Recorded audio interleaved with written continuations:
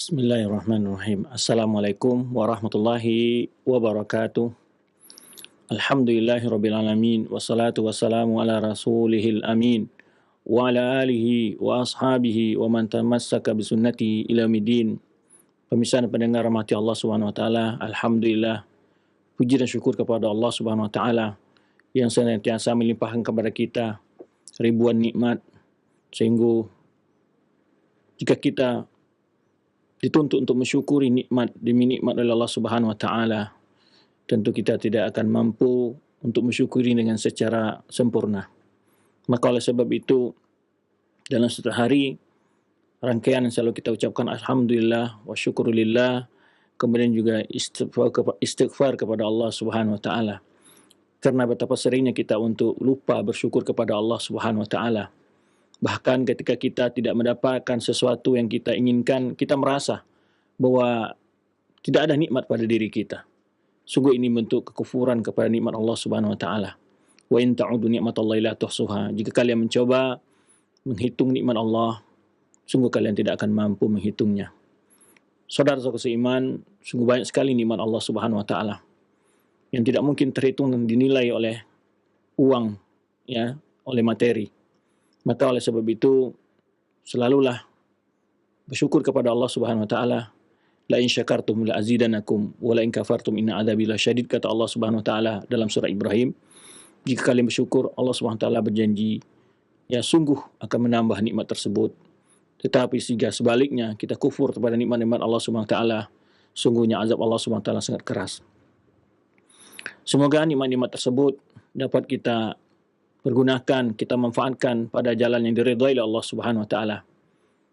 Terutamanya untuk menjadikan sebagai jalan untuk semakin mendekatkan diri kepada Allah Subhanahu wa taala. Semoga di hari yang penuh berkah ini, hari Jumat, juga kita tidak lupa untuk berbanyak ungkapan salawat dan salam buat Nabi kita Muhammad sallallahu alaihi wasallam yang telah berkorban, berjuang dalam menyampaikan wahyu yang Allah amanahkan kepada beliau. Dengan segala pengorbanan perjuangan beliau hadapi demi untuk sampainya hidayah kepada umat beliau, demi untuk menyelamatkan umat beliau dari kesesatan dan dari api neraka. Maka oleh sebab itu, beliau bersabdakan bahwa sebaik hari kalian adalah hari Jumat, maka beliau mengatakan, maka perbanyaklah untuk bersalawat kepadaku pada hari itu. Kemudian juga begitu banyak hadis-hadis lain yang menyebutkan tentang keutamaan untuk bersalawat kepada Rasulullah SAW. Dan betapa seringnya kita mendengar ungkapan untuk mengajak bersalawat kepada Rasulullah SAW, tetapi juga betapa kita sering pula melalaikannya. Allahumma salli wa sallim ala nabiyyina Muhammadin wa ala alihi wa ashabihi ajma'in.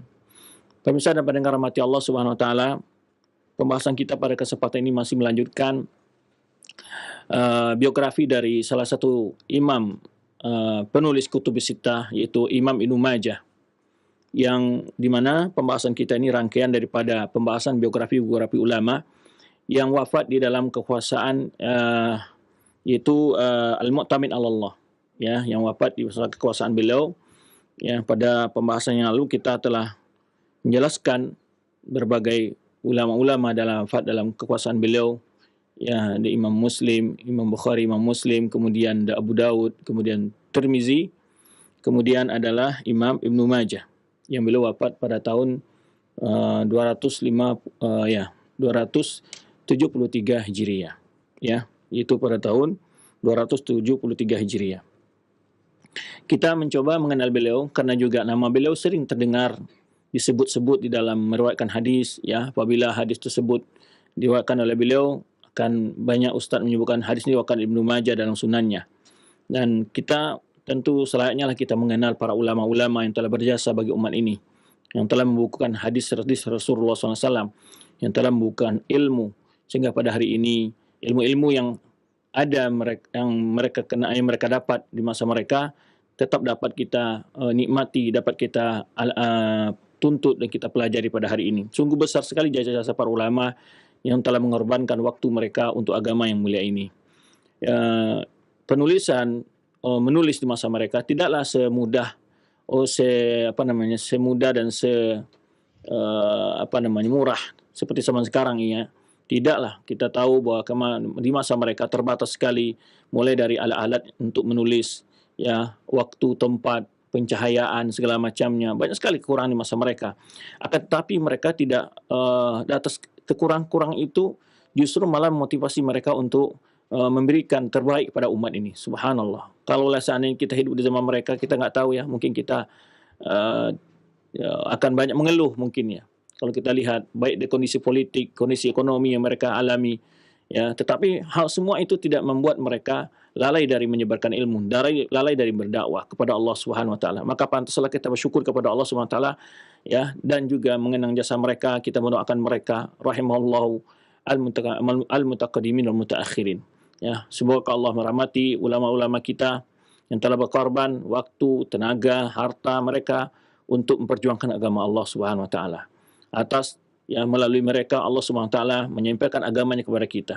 Sehingga hadis-hadis yang mereka dengar, ilmu yang mereka dapat tetap dapat kita nikmati hari ini. Coba bayangkan sudah berapa abad sampai hari ini jasa mereka masih dapat kita kenang, ilmu mereka masih kita dapat kita pelajari. Maka dari itu juga sebagai ibran pelajaran bagi kita sebetulnya para dai, para ustadz, maka kita tidak boleh terlena dengan kemewahan dan segala kekurangan pamannya juga tidak perlu kita jadikan sebagai alasan untuk terlambat berdakwah, terlambat belajar, terlambat untuk mengamalkan ajaran Allah Subhanahu wa taala. Tidak ada. Lihatlah para ulama-ulama kita dengan segala keterbatasan, kekurangan, mereka tidak pernah mengeluh. Mereka juga melahirkan karya-karya yang besar bagi umat. Ya, semoga Allah Subhanahu wa taala memberikan kekuatan kepada kita, kesabaran kepada kita dalam menjalankan agama Allah, memperjuangkan agama Allah, ya, dan mengamalkannya. Itu sedikit ibrah ya. Karena itu perlu kita kenang jasa mereka, kita doakan mereka, ya. Terutama adalah kita memanfaatkan ilmu yang telah mereka wariskan, kita pelajari, kita kembangkan, ya. Itu bentuk penghargaan kepada mereka. Bukan sekedar memperingati hari kelahiran mereka atau memungut buku-buku mereka tanpa dipelajari dan tanpa didalami. Saudara-saudaraku seiman, pemirsa dan pendengar rahmati Allah Subhanahu wa taala, jika kita mengenang jasa-jasa ulama, tidak sedikit yang telah berkorban demi agama ini.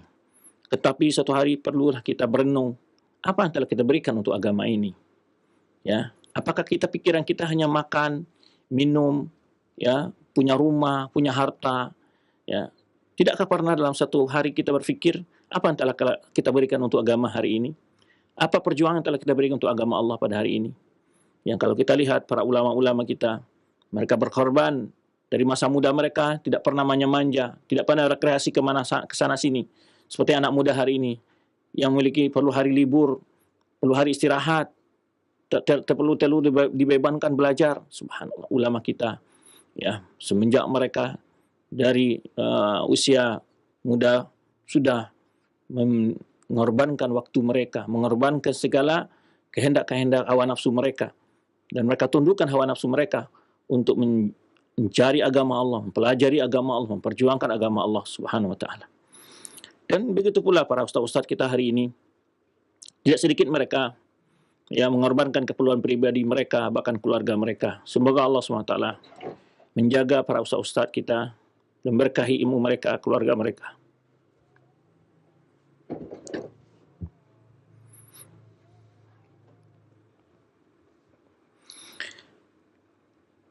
Baik, kita akan mulai dengan biografi beliau.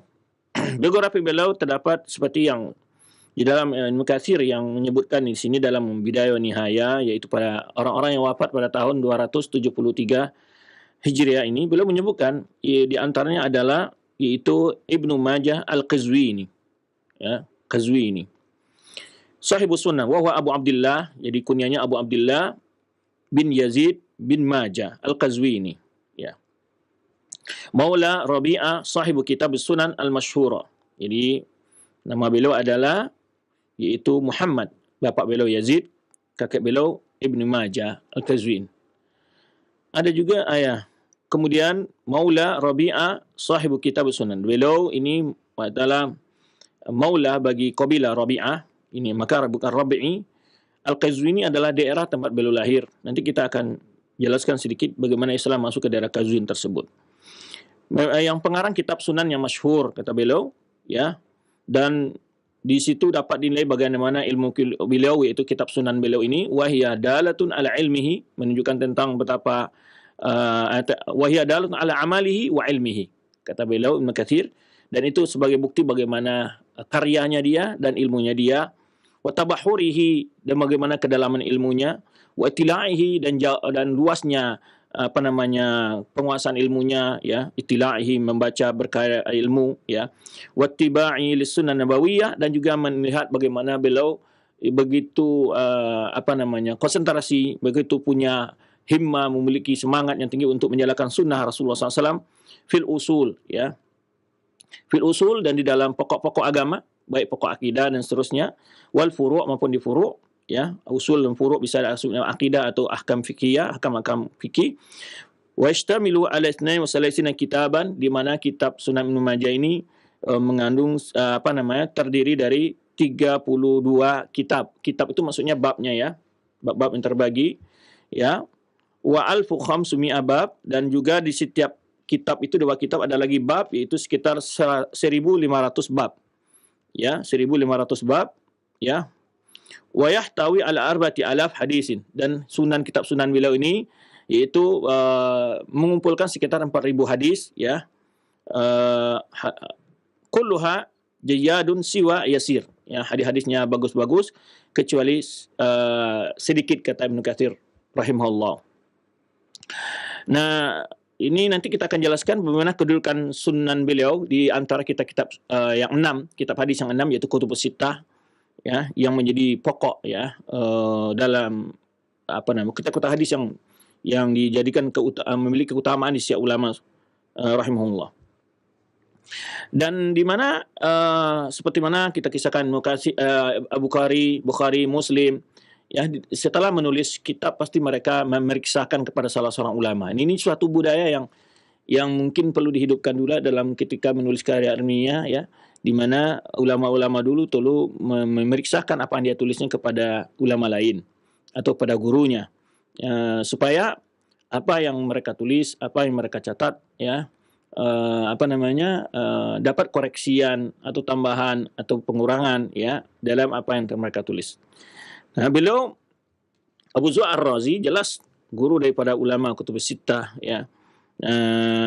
Dan itu bahwa Ibnu Majah memberikan kitab ini kepada beliau. Kemudian wa ana untaqada minha bid'ata asyar haditsan. Kemudian di dalam kitab itu yang diberi catatan oleh Abu Zur'ah Ar-Razi ada sekitar belasan hadis, ya, belasan hadis. Rabu yaqulu innaha mawdu'atun aw munkaratun jiddan, ya. Dan boleh jadi hadis itu ada hadis maudhu' dan hadis yang mungkar sekali, hadis mungkar sekali. Maudhu' hadis yang diriwayatkan oleh orang-orang dalam rawinya ada orang yang pendusta. Kalau mungkar adalah hadis rawinya yang dhaif, menyalahi riwayat yang siqah. Walau tafsirun hafil, dia punya karya juga tafsir, dalam tafsir. Wa tarikhun kamil, dia juga punya karya ini menjadi tarikh, tentang karya. Min ladun sahaba ila asri, jadi punya karya dia menulis tarikh ini, maksud tarikh sejarah, ya, bisa biografi para ulama, ya, dari masa sahabat sampai kepada masanya. Qala Abu Ya'la Al-Khalil bin Abdullah, ya, Khalil bin Abdullah Al-Khalili Al-Qazwini, ini seorang ulama dari satu daerah dengan Ibnu Majah. Abu Abdullah Muhammad bin Yazid, wa yu'rafu Yazid bi Majah Maula Rabi'ah. Jadi ada yang menyebutkan bahwa Majah itu adalah laqab, gelar bagi ayahnya, ada yang menyebutkan Majah itu adalah kakeknya. Majah, ya. Kemudian beliau belajar ilmu, ya, dan usia yang sangat belia, berbagai daerah di dunia Islam saat itu. Baik, Qazwin, bagaimana daerah Qazwin ini, ya, yaitu Qazwin ini dibuka atau ditaklukkan masuk ke dalam wilayah Islam di masa kekuasaan Utsman bin Affan. Qazwin, ya. Wasbaha Al-Bara bin Azib sahabi al-Jalil awalu walin alaiha. Jadi yang pertama menjadi gubernur di daerah Qazwin itu adalah di masa Utsman bin Affan, yaitu Bara bin Azib, sahabat yang mulia, ya, itu adalah gubernur pertama di masa Utsman di sana. Ini juga menunjukkan bagi kita menolak syubhat-syubhat orang terhadap Utsman bin Affan bahwa dia mengangkat keluarga untuk menjadi pejabat, itu juga tidak benar. Karena banyak sahabat-sahabat lain yang diangkat oleh beliau, ya. Seperti Bara bin Azib itu diangkat menjadi gubernur di daerah Qazwin ini. Setelah daerah Qazwin pada tahun 24 Hijriah, atau sekitar 644 Masehi, ya. Itu awal Islam masuk ke daerah Qazwin tersebut. Ya. Kemudian setelah itu, setelah daerah tersebut menjadi daerah Islam, maka tinggal di situlah banyak ulama-ulama dan para pedagang yang dari Arab. Ya. Watasaraba ila lisan al-Arabi. Akhirnya bahasa Qazwin berubah menjadi bahasa Arab. Ya. Kemudian wama kada yatillu qarn salis hijri hatta iktasabat Qazwin syuhratan kabiratan. Ya, tidaklah lama pada abad ketiga Hijriyah, kota Qazwin menjadi kota yang masyhur, kota yang besar. Syuhratan, memiliki kemasyhuran sekali, ya, memiliki kemasyhuran yang tenar. Di ketenaran daerah itu bukan karena kemajuan ekonominya, bukan keindahan alamnya, tapi karena banyaknya ulama-ulama yang muncul di daerah tersebut. Itu kemasyhurannya. Ya, bukan karena di sana ada rekreasi yang bagus, bukan karena di situ ada pertanian yang luas, perdagangan, bukan. Jadi fi zamanil hadis, ya fi fanil hadis. Jadi kemasyhuran kota Qazwin itu, ya, setelah tahun ketiga pada abad ketiga Hijriah itu di dalam bidang pengembangan ilmu hadis. Nah, wa baraza fi adadin kabir minal muhaddisin, sehingga muncullah jumlah yang sangat besar ulama-ulama hadis dari kota Qazwin ini. Di antara seperti Hafiz Ali bin Muhammad Abil Hasan At-Tanafisi yang wafat pada tahun 233 Hijriah, ya, atau sekitar 847 Masehi, ya. 447 Masehi. Dan juga Hafiz Amr bin Rafi', ya, Hafiz Amr bin Rafi' Al-Bajali yang wafat pada tahun 237 Hijriah. Dan juga Ismail bin Taubah yang wafat 247 Hijriah, dan Ibnu Majah, Sahibus Sunan, ya, Ibnu Majah yang sedang kita bicarakan ini, ya, yang sedang kita bicarakan, itu di antara ulama, banyak ulama-ulama masyhur di sana, ya, ahli hadis muncul dari daerah Qazwin tersebut. Ada satu hal di sini, faedah bagi para kepala daerah, bagi para pemimpin. Ya, banyak mereka dalam mengangkat ekonomi daerah, yang pertama yang menjadi acuan selalu adalah ekonomi, ya.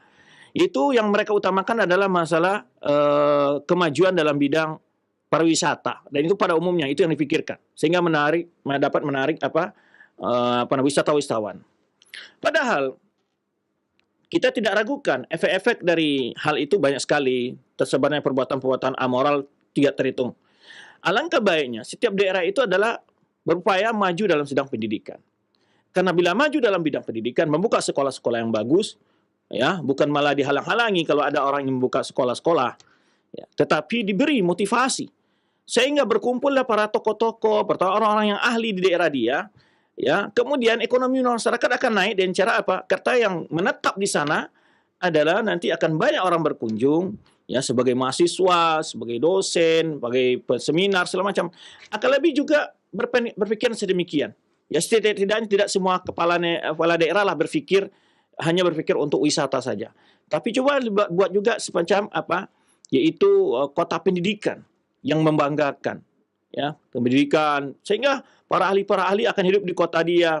Yang menghuni kotanya adalah orang-orang terpelajar, maka kota tersebut akan menjadi kota yang maju dari segi keperadaban, akan maju dari segi peradaban. Karena yang tinggal di sana orang-orang berilmu, orang-orang yang baik, orang-orang yang tahu agama, maka kota itu akan menjadi kota yang nyaman, tentram.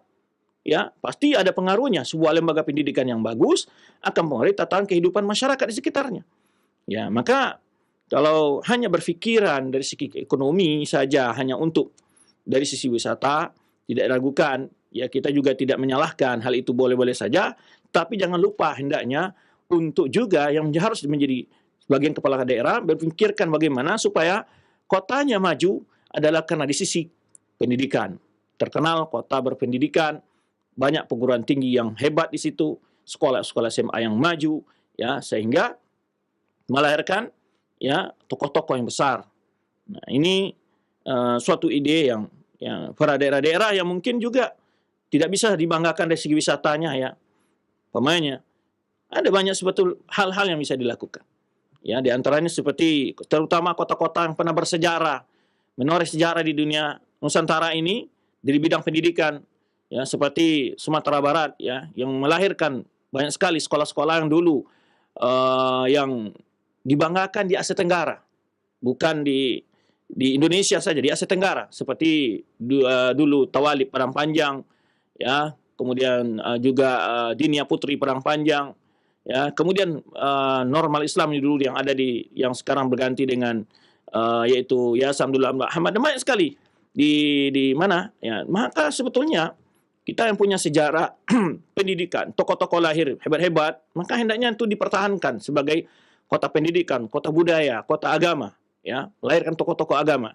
Dan banyak sekali kota-kota di Indonesia yang memiliki tokoh-tokoh agama yang hebat-hebat, dan juga sejarah-sejarah lembaga pendidikan yang telah menoreh melahirkan tokoh-tokoh besar di bangsa ini.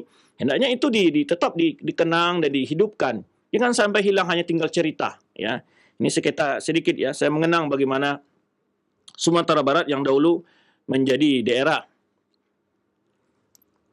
lahirnya tokoh agama yang sangat banyak sekali. Ya, kita tidak lupa dengan Buya Hamka, Muhammad Nasir, ya, Agus Salim, dan tokoh-tokoh nasional seperti Muhammad Hatta, ya, Sarifudin Purwanegara, Muhammad Yamin, dan banyak sekali tokoh-tokoh, ya, banyak sekali, baik dari wanita juga banyak. Maka hendaknya ya kita harus, ya, membina generasi muda kita, perkenalkan bagaimana perjuangan dari pendahulu-pendahulu kita yang telah membangun bangsa ini, ya, sehingga tidak terlihat ada kesenjangan di dalam memberikan pengetahuan pendidikan kepada masyarakat.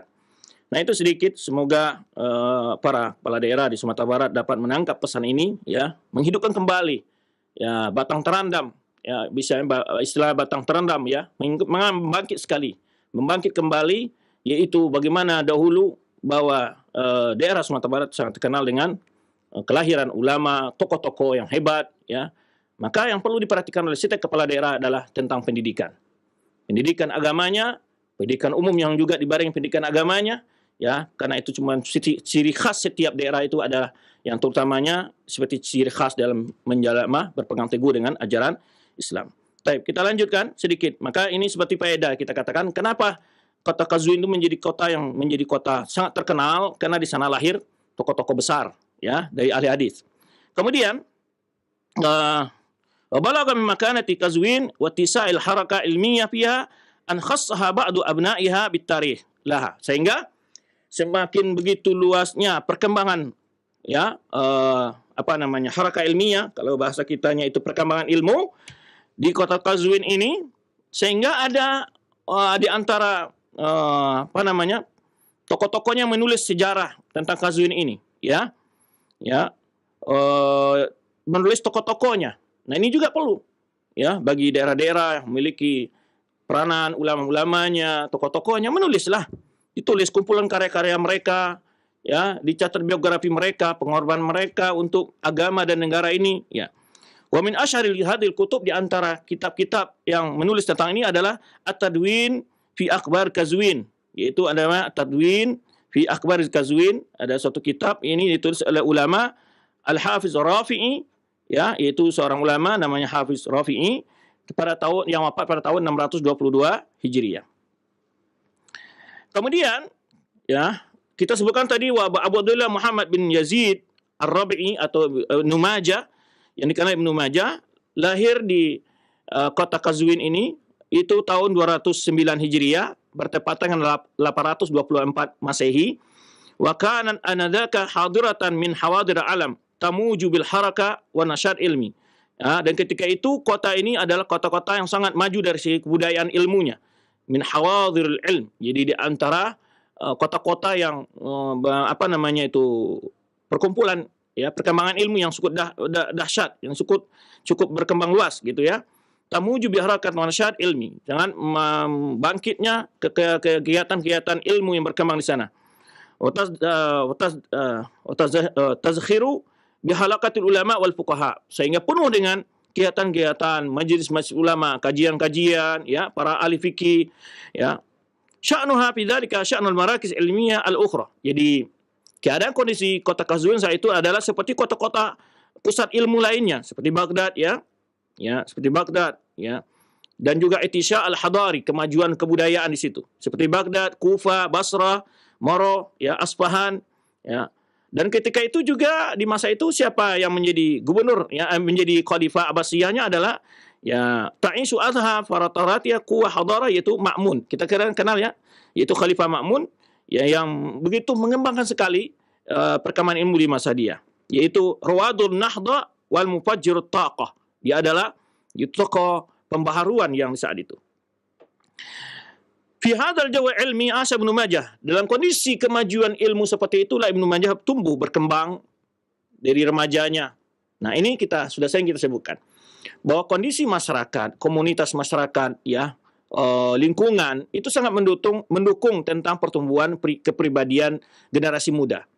Maka oleh sebab itu masing-masing kita hendaknya berupaya menciptakan lingkungan sehat bagi generasi muda kita. Jangan biarkan di lingkungan kita banyak tersebar maksiat, minuman keras, judi, kenakalan remaja. Usahakan bersama-sama masyarakat supaya anak kita tumbuh perkembangan yang sehat dalam sisi pemikirannya, ya, ibadahnya, agamanya. Nah, disinilah maka kita tidak lihat ya, di masa perkembangan itu ulama banyak, sekolah-sekolah banyak, akhirnya tumbuh generasi-generasi yang berkualitas tidak terhitung banyaknya. Nah, ini yang kita inginkan, bagaimana menciptakan kemajuan bangsa. Tidak cukup dengan program-program yang dirancang oleh kementerian, ya, kalau tidak memang mulai dari diri masyarakat sendiri di setiap lingkungan mereka, mengendalikan bagaimana suasana pendidikan, suasana keagamaan, ya, suasana toleransi dalam beragama, toleransi dalam berbeda pikiran, itu harus dihidupkan. Ya, diberi kedewasaan kepada masyarakat. Bukan masyarakat, ya, dan perbedaan pemahaman agama yang sifatnya adalah furu'iyah dijadikan sebagai bahan untuk provokasi masyarakat, ya, dan seterusnya. Tidak demikian, hidupkan. Makanya pembangunan yang mula-mula untuk membangun bangsa ini ya dimulai dari tingkat kehidupan bermasyarakat di bawah, dari RT, RW, dan kelurahan. Ya, tidak cukup direncanakan di lembaga, di DPR, di kementerian saja dibuat perencanaan. Tinggal perencanaan, praktek di masyarakat jauh dari apa yang direncanakan, itu sangat jauh. Maka sebetulnya ujung tombak pembangunan itu, maka untuk yang menjadi ketua RT, ketua RW itu mestinya ya doktor lah. Ya, doktor, dipilih doktor-doktor supaya dia punya perencanaan untuk masyarakatnya. Ya, sekarang dianggap bahwa jabatan sebagai seorang RT itu nggak layak untuk orang-orang yang berilmu. Nah, betapa banyak kadang-kadang ya masalah-masalah di kehidupan bermasyarakat yang RT dan RW yang tidak mampu menyelesaikan, dia tidak punya wawasan yang mampu. Maka kalau ingin negara ini maju, maka kita harus ciptakan itu. Mulai dari RW dan RT diciptakan orang-orang yang berilmu yang tinggal di tempat itu sehingga mereka bisa mengayomi masyarakat dengan baik. Ya, itu penting sekali. Ya. Maka oleh sebab itu ya penting bahwa kondisi lingkungan itu menentukan pertumbuhan generasi muda. Maka oleh sebab itu sebagian orang menyatakan ya al-jaru qabla dar. Lihat dulu lingkungan sebelum beli rumah di situ. Ya, maka itu sebelum beli rumah lihat dulu lingkungan bagus apa enggak. Ya, jangan kelihatan bangun rumah bagus-bagus ya, supaya lingkungannya rusak. Jangan seperti itu. Nah, pentingnya itu berarti kita pembangunan yang harus kita rencanakan karena menciptakan lingkungan sehat moral, ya. Bukan sehat dari segi fisik saja, tapi sehat moral. Ya. Bagaimana moral yang sehat adalah moral yang dididik dengan keimanan kepada Allah, dididik dengan ajaran agama. Baik. Kemudian di sini ya disebutkan ya, ini kita sudah berkali kita jelaskan bahwa ketika kita membaca biografi sejarah bukan sekedar kita baca, tapi kita mencoba menarik kesimpulan, pandangan, ya, ide-ide, ya, inspirasi, maka perlu kita kembangkan. Dan ini yang terjadi dalam sejarah bisa kita ambil pelajaran bagaimana mengembangkan sebuah daerah, menciptakan sebuah generasi, bagaimana mula-mula timbulnya generasi yang baik itu. Ya, di lingkungan harus diperbaiki. Kalau di pendidikan lingkungan sekolah harus benar, pergaulan tidak ada yang bebas. Ya, guru-guru adalah guru-guru yang menjaga kesopanan, guru yang menjaga adab dan sopan santun di hadapan siswanya. Ya. Nah, itu perlu sekali. Maka yang menciptakan kemajuan negara kita tidak cukup dengan cara memikirkan ekonomi. Bahkan ekonomi itu menurut teori-teori sejarah kalau kita lihat hanya ikut saja nanti. Dengan kemajuan ilmu, ekonomi dengan sendirinya ya akan ikut. Tetapi kalau ekonomi saja yang kita lihat, kemudian tidak kita lihat, pikirkan dengan moral ini akan justru ekonomi itu adalah hal yang akan membawa kehancuran kepada negara kita. Ya, tetapi moral, kalau bangsanya bermoral, dia tidak akan menjual harga negara dengan murah, tidak akan berbuat sesuatu yang akan merugikan bangsanya, baik tanah dan airnya dan udaranya. Nah, itulah perlunya. Jadi dia merasa nasionalisnya tidak nasionalis karena ekonomi, tapi memang rasa memiliki yang dalam dirinya dan ingin memajukan bangsa dia baik secara agama maupun secara dunianya.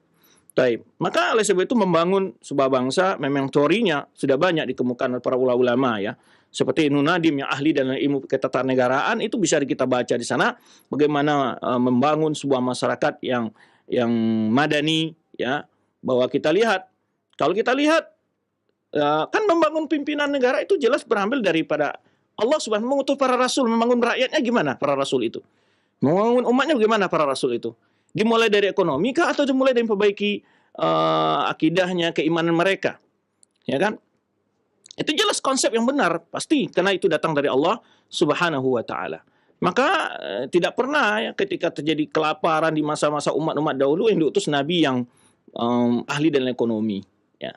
Tapi nabi yang ahli dalam memperbaiki akidah, akhlak, ya, moral umatnya diperbaiki.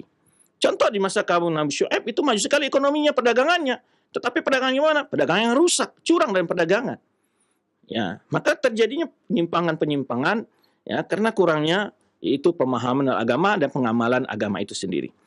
Baik, ini banyak kita mengambil faedah-faedah ini, kita katakan bahwa kita membaca sejarah, kita harus mengambil pesan-pesan yang tersirat di dalam sejarah itu bagaimana membangun bangsa ini. Karena kadang kita tidak luput ya karena terperangah ya dengan konsep-konsep orang kafir. Kadang-kadang kita luput dengan inti dari sebuah kemajuan itu.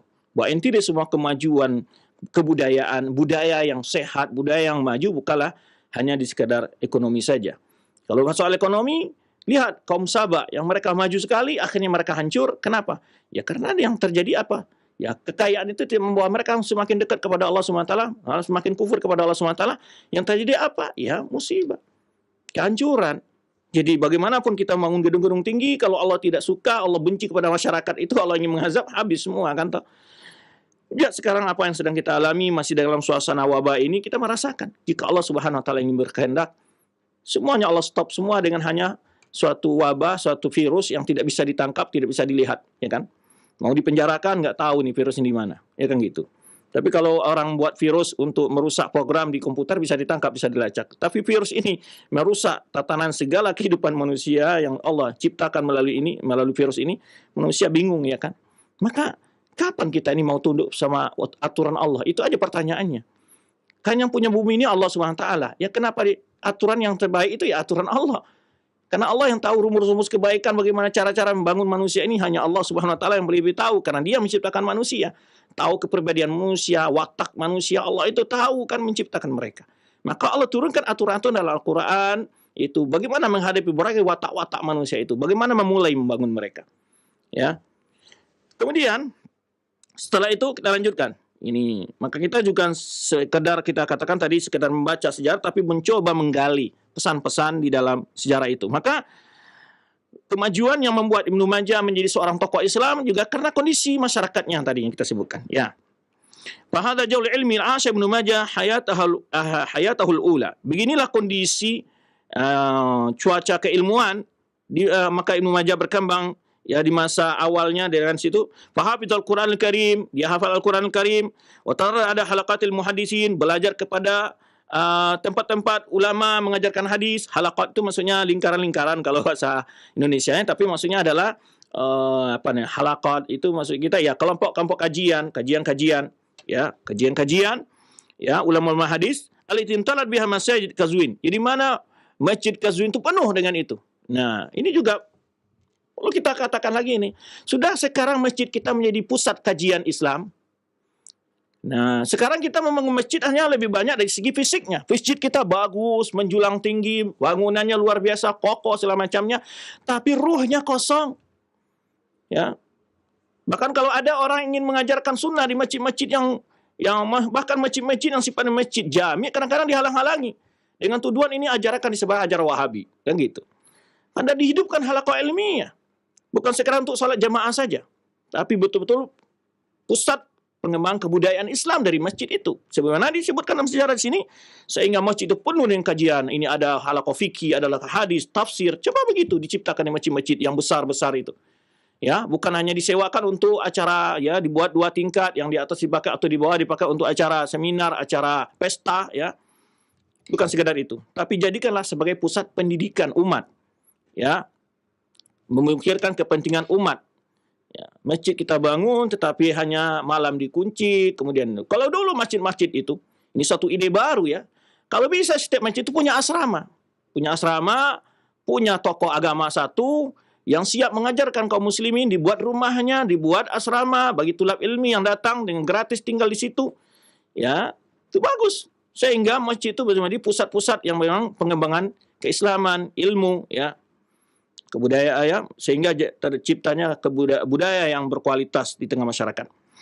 Hatta hasala qadran kabiran minal hadis, summa tatalla'a ila rihlah fi talab ilm. Setelah dia belajar di negerinya, ya, sudah dari para ulama-ulama Imam Ibnu Majah ini, kemudian dia berangkat melalang buana, berkelana mencari ilmu. Nah, ini sudah juga saya jelaskan kemarin bagaimana, ya, seorang anak muda, ya, berkelananya bukan ke gunung-gunung tapi ke majlis-majlis ilmu, ya, bukan ke pantai-pantai, bukan kemana-mana, ya, berkelana adalah ke majlis ilmu, sehingga berkeliling dia kota-kota Islam terbesar itu, ya, dia pergi menemui berbagai ulama-ulama, ya.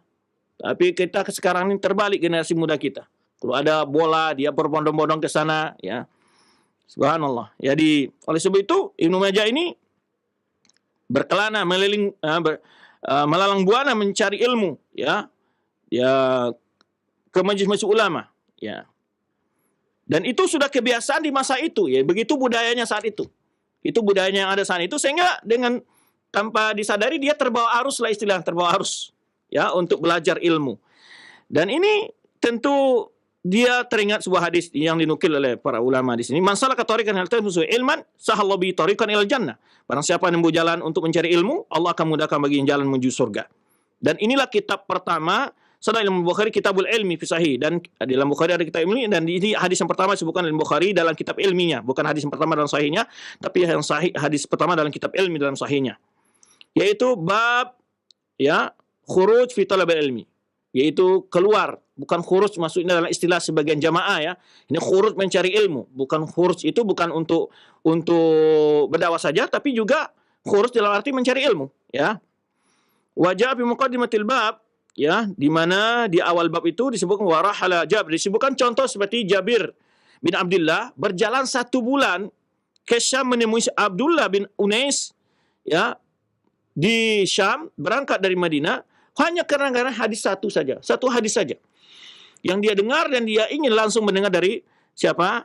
Abdullah bin Unais ini.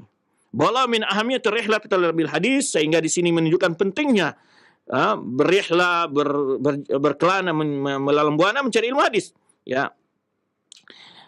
Sehingga mulailah Ibnu Majah dalam walam yasha Ibnu Majah an hadha taqlid ilmi. Ibnu Majah tidak juga berbeda dengan dalam masalah taklid ilmi ini, masalah kebudayaan para ulama mencari ilmu, ya. Pada tahun 230 Hijriah, ya, dalam umur yang 22 tahun dia pergi mencari ilmu hadis, ya, ilmu hadis yang lainnya lah. Karena kalau sudah ilmu hadis itu juga ada ilmu tafsirnya, juga ada ilmu fikihnya di situ, ya.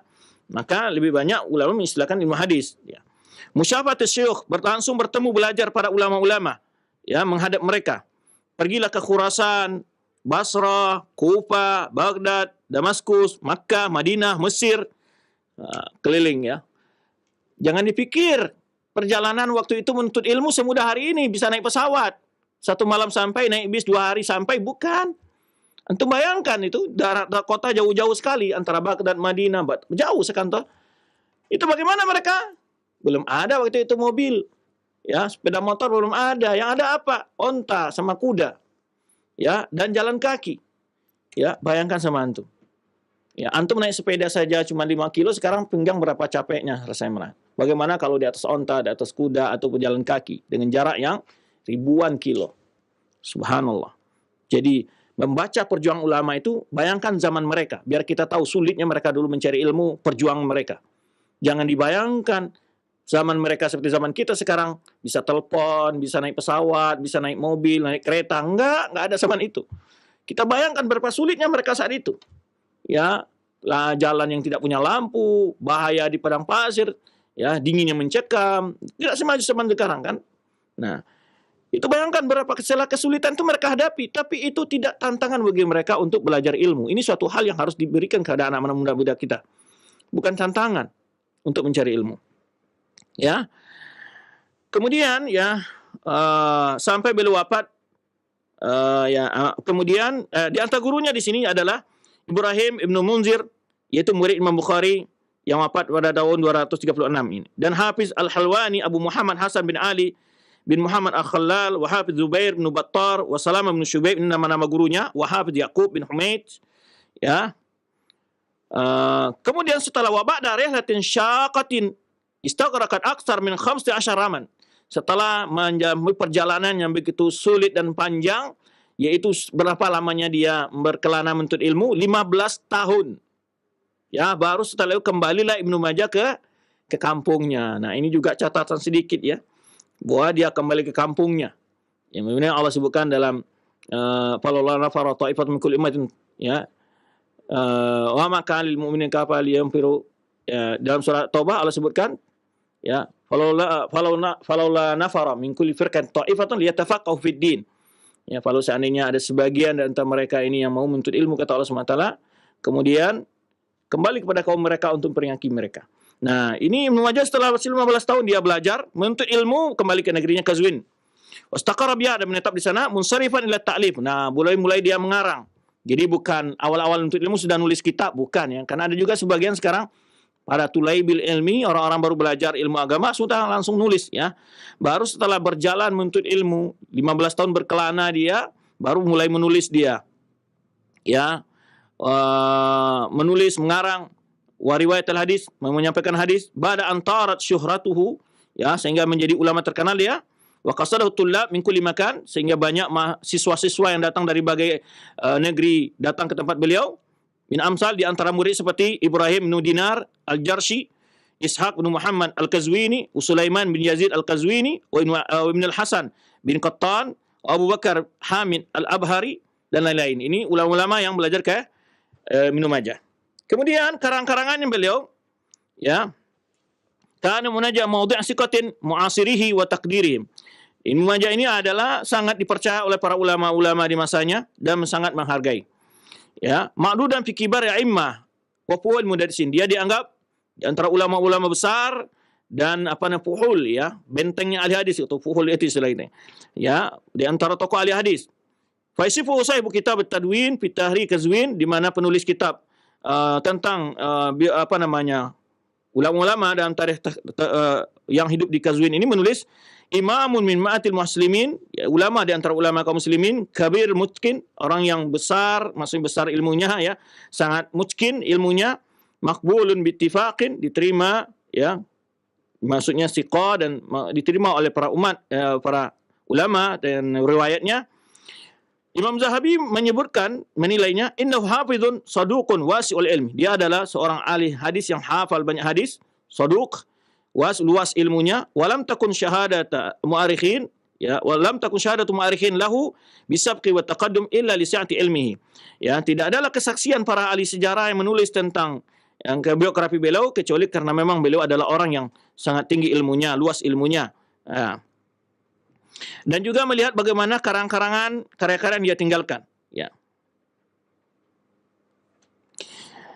Ghaira anna mu'adzamaha qad imtaddat ilaihi yadul ihmal wa nisyan. Tapi kebanyakan dari karang-karangan ini, ya, banyak yang hilang, ya. Fada'a ma'a ma dha'a min zaghair turasina al-'azim. Jadi banyak karang-karang Ibnu Majah ini yang hilang. Fakana lahu tafsirul Qur'an. Ibnu Majah punya tulisan, punya karya tafsir Quran yang disebutkan Ibnu Katsir wa Ibnu Katsir fi Kitabil Bidayah wa annahu tafsirun hafil. Di mana Ibnu Katsir menyebutkan bahwa tafsir tulis Ibnu Majah tafsir yang sangat besar, hafilun. Wa asyara Suyuti, dan Imam Suyuti juga menyebutkan dalam kitab Al-Itqan fi Ulumul Quran, ya, lahu aidun kitabun fi tarikh, dan di kitab tafsir ini juga disebutkan bahwa Ibnu Majah menulisnya oleh Imam Suyuti dalam kitab Al-Itqan fi Ulumul Quran, dan juga dia punya karangan dalam tarikh, ya, dhalla mawjudan ba'da wafati muddatan tawilah. di mana dia punya tarikh juga, sejarah. Kalau bahasa sejarah, kalau ini maksudnya biografi para ulama, ya, yang tadi disebutkan Ibnu Katsir dari masa sahabat sampai masa dia. Qad syahadahu Hafidz Ibnu Thahir Al-Maqdisi, yang di mana Hafidz Ibnu Thahir Al-Maqdisi memberikan persaksian, ya, wara alaihi ta'liqan bi khati Ja'far, di mana juga pernah dilihat kitab tersebut oleh Ibnu Thahir Al-Maqdisi. Dan kemudian juga ada ta'liq seorang ulama nama Ja'far bin Idris, murid dari Ibnu Majah. Dan Ibnu Katsir, wa qala Ibnu Katsir bi annahu tarikhun kamil. Ibnu Katsir menyebutkan bahwa dia tulisan itu tarikh ini seperti Bidayah Nihayah punya Ibnu Katsir juga tarikhun kamil, yaitu lengkap, kata Ibnu Katsir. Itu sejarah yang lengkap. Dan disebutkan Ibnu Khalaqan menyebutkan ketika menulis biografi dia, tarikhun malihun. Jadi dari bagus sekali dalam penyusunannya, begitulah. Kemudian tentang Sunan Ibnu Majah, ya, itu adalah yang tersisa dari kitab beliau, karya beliau, dan sudah terkenal di berbagai negeri Islam. Ya, dengan inilah menyebabkan Ibnu Majah terkenal di kalangan kaum muslimin dan memiliki kedudukan wahtalla makanatahu al-ma'rufa baina kibar hifadz wal muhaddisin, di mana dia bertempat posisi dengan ulama-ulama besar ahli hadis. Ya, waqad adal kitab Rabi' Kutub Sunan al-Ma'rufah. Dia adalah kitab Sunan Abu Daud, Tirmizi, Sunan Nasai, Sunan Ibnu Majah. Dia 4 sunan ini masyhur. Itu Sunan Abu Daud, Tirmizi, Nasai, Ibnu Majah. Wal mutamli kutub sittah, dan dia adalah pelengkap dari kutub sittah, ya, al-tashmal ila ma sabaqa Sahih Bukhari wa Muslim. Yaitu kutub sittah itu Sahih Bukhari, Sahih Muslim, Sunan Abi Daud, Sunan Tirmizi, Sunan Nasai, kemudian Sunan Ibnu Majah. Disebut oleh ulama sekarang dan yang termasyhur yang disebut kutubus sittah. 6 kutub hadis, ya, kutubus sittah. Kemudian kalau sunan itu as-sunan al-arba'ah. Kalau disebutkan rawahu ashabus sunan arba'ah, rawahu jamaah, rawahu ashabul kutubus sittah. Nah, itu dimaksud adalah mereka-mereka para ulama yang telah membukukan hadis, ya, yang masyhur itu. Kemudian wal mutaqaddimun ulama kanu ya'udduna hadhil kutub al-usul khamsah laysa min baini sunan. Dan ulama-ulama dahulu tidak memasukkan Sunan Ibnu Majah bagian dari kitabus sittah, tapi hanya 5. Kemudian mu'alam mutaakhirin memasukkan Sunan Ibnu Majah menjadi kutubus sittah al-mu'tamadah yang dipegang.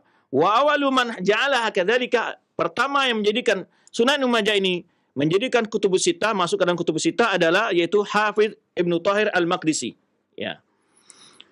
Kemudian ketika dia menulis kitab Ibnu Thahir Al-Maqdisi ini yaitu syurut a'immah sittah, itu syarat-syarat 6 ulama penulis kitab hadis itu, ya, dalam kitab mereka itu ditulis syarat-syarat mereka. Kemudian wa akhir fi atrafil kutub sittah atau fi jamil hadis allati tashtamilu 'alaiha. Dan ini merupakan kitab Imam Ibnu Majah ini kitab yang terakhir dari kutub sittah itu, ya. Kemudian setelah itu sepakatlah ulama para umat tentang mengatakan bahwa Ibnu Majah bagian dari kitab, ya, kutub sittah tersebut, ya. Kemudian dahulu ulama ingin menyebutkan apa kitab setelah Nasai, ya. Di antara mereka ada menjadikan Muwatta' Malik, ya. Di antara mereka seperti yang dilakukan oleh Muhaddits Abdul Ghani An-Nablusi, ya. Kemudian juga ada yang menjadikan seperti itu Sunan Ad-Darimi, ya, Sunan Ad-Darimi. Ya, tetapi secara umum ulama-ulama mutaakhirin sepakat menjadikan Sunan Ibnu Majah ini sebagai kutubus sittah, ya, yang ke-6 dari kutubus sittah. Baik.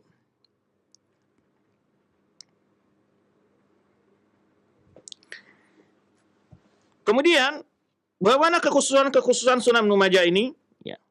Ishtara kitab bidiqatit tabwi bihi wa kasratiha. Jadi di antara keistimewaannya kitab Sunan Ibnu Majah ini adalah itu ketelitian dalam menyusun babnya dan babnya yang begitu banyak. Dan juga dia sangat teliti juga dalam penamaan dan penyusunan hadis. Mirip dengan Sahih Bukhari, ya. Di antaranya begitu. Fa istami ala muqaddimatin wa sabati salasin kitaban, di mana kitab ini tersusun dari muqaddimah, kemudian 37 kitab, kemudian 1.500 bab, kemudian sekitar 4.000 hadis. 4.341 hadis, ya, 3.000, ya, hadisnya, jumlah hadisnya 4.341 hadis, ya, 4.341 hadis, ya.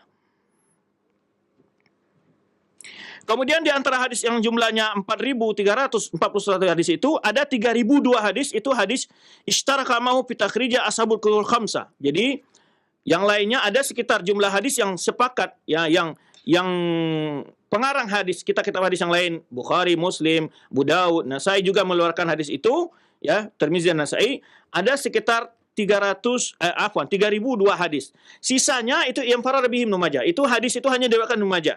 Nah, ini yang khusus hanya tidak terdapat hadis yang diriwayatkan oleh kitab-kitab yang lain, hanya ada di Ibnu Majah, itu jumlah sekitar 1.329 hadis ya.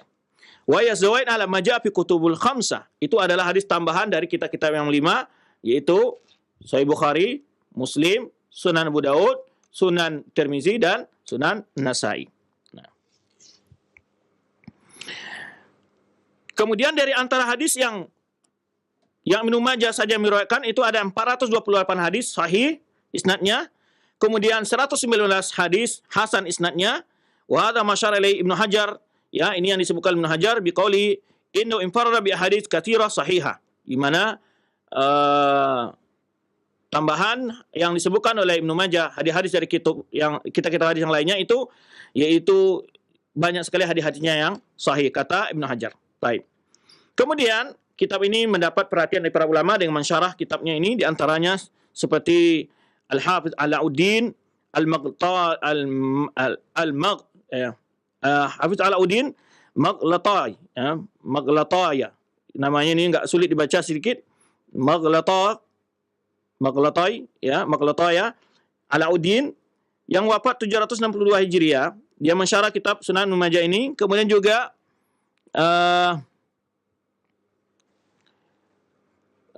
juga Ibnu Mulakin ya, matab salih haja ala sunan ma tamusul ilaihi al-hajja al-haja ila ala sunan Majah. Ini karangan Ibnu Mulakin yang wafat 804 Hijriah. Kemudian dibaca fi syarah Sunan Ibnu Majah karangan Kamaluddin Muhammad bin Mursi ad-Dubairi.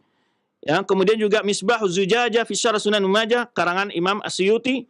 Kemudian juga syarah Sunan Ibnu Majah karangan Muhammad bin Abdul Hadi As-Sindi, yang terkenal dengan As-Sindi. Dan kitab ini sudah dicetak ya dari awal munculnya dunia percetakan, dicetaklah kitab-kitab ini, terutama Sunan Ibnu Majah dan syarah-syarahnya tersebut. Ya. Kemudian dicetaklah ada yang di antara Sunan Ibnu Majah di hasyiahnya di catatan kaki disebut syarah-syarah para ulama seperti Hasyiah Sindi. Ya, yaitu yang sekarang menyebar cetakan banyak sekali seperti itu, dikumpulkan syarah Sindi, syarah Suyuti dan catatan-catatan ulama terhadap penjelasan hadis-hadis Ibnu Majah. Kemudian, ya, setelah meninggalkan karya yang begitu besar bagi umat, Ibnu Majah wafat pada tanggal 22 Ramadan tahun 273 Hijriah. Ya, semoga Allah Subhanahu wa taala merahmati beliau. Ya. Itu ya. Ya, jadi beliau wafat pada tanggal 22 Ramadan tahun 273 Hijriah ya, atau bertepatan dengan 20 November tahun 886 Masehi ya. Baik, itulah yang dapat kita bahas tentang sekilas ya, biografi Imam Ibnu Majah ini, serta pada faedah yang dapat kita simpulkan dari kisah kehidupan beliau atau biografi beliau. Semoga apa yang telah kita bahas dapat kita ambil faedahnya dan juga sebagai motivasi bagi anak-anak kita, generasi muda kita untuk berkarya, berjuang ya, mencari ilmu dan seterusnya. Demikian kita kembalikan kepada Al-Akh Madu kita dari studio Cilengsi untuk memimpin atau melihat pertanyaan-pertanyaan yang masuk. Barakallahu fikum, jazakallahu khairan. Terima kasih kepada Ustadz yang telah berkenan untuk menyampaikan bimbingan dan pelajaran yang bermanfaat biografi Imam Ibnu Majah. Semoga